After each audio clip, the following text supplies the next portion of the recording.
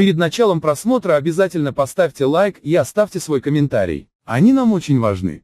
Новый туркменский Боинг завершает тестовые полеты. Корпорация Боинг завершает тестовые полеты нового пассажирского самолета Boeing 777 авиакомпании Туркменистан. Лайнеру уже присвоен регистрационный номер SA-780. Это будет четвертый борт подобного типа во флоте национального авиаперевозчика. Один из самолетов построен в модификации VIP, он обслуживает президента Туркменистана. Приставка LR на Boeing 777-200 LR обозначает увеличенную дальность полета, которая достигает 16 тысяч километров без посадочного перелета. Вместимость машины – более 300 пассажиров. В настоящее время из-за пандемии дальнемагистральные самолеты авиакомпании Туркменистан осуществляют редкие вывозные рейсы из ближнего зарубежья. Помимо этого, с 26 февраля пассажирские лайнеры совершают грузоперевозки между Китаем и Германией. Всего компания Boeing поставила в разное время в страну более 20 судов разного типа. В начале января стало известно, что Туркменистан приобретет два грузовых самолета Airbus 330.